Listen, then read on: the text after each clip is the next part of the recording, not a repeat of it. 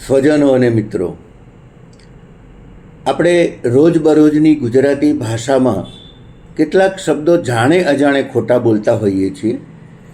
આપણને એમ જ લાગે છે કે આપણે જે શબ્દો બોલીએ છીએ અથવા લખીએ છીએ તે સાચા છે, પરંતુ એ ગેરસમજ દૂર થાય એ હેતુથી માત્ર 5-7 શબ્દોના ઉદાહરણ આજે આપવા છે મારે.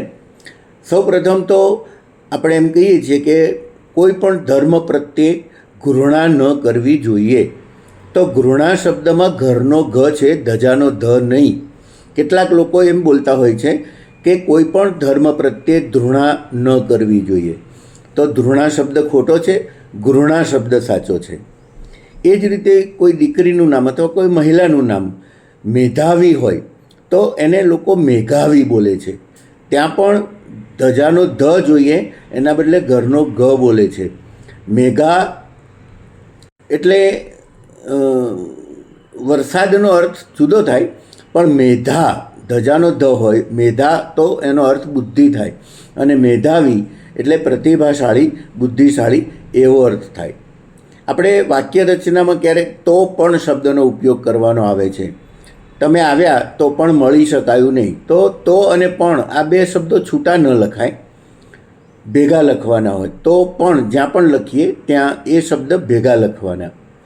ક્રિકેટ મેચ જોતા હોઈએ ને કોઈ બેટ્સમેન સિક્સર લગાવે ત્યારે આપણે કહીએ છીએ કે એણે છક્કો માર્યો. એ છક્કો નથી, છગ્ગો છે. છક્કાનો અર્થ જુદો થાય, એની ચર્ચા અત્યારે આપણે કરવી નથી, પણ છગ્ગો માર્યો એટલે કે સિક્સર મારી એવો અર્થ થાય. કેટલાક મિત્રોના નામ પ્રવીણ હોય. હવે એ જ્યારે લખતા હોય ત્યારે વને રસવઈ કરે છે, પ્રવીણભાઈ.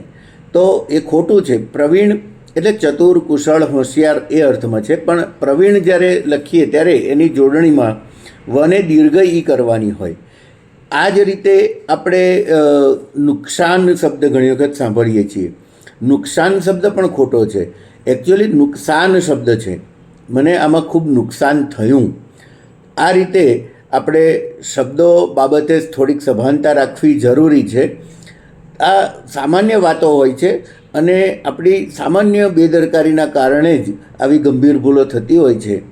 એને ટાળી શકાય એ માટે આવા નાનકડા વિડીયો બનાવું છું અને તમારા સુધી પહોંચાડું છું. Rohit Shah runway YouTube channel તમને બધાને ગમે છે, એ તમારા પ્રતિભાવ ઉપરથી મને લાગે છે. ફરીથી મળતા રહીશું આપણે. ખૂબ ખૂબ આભાર.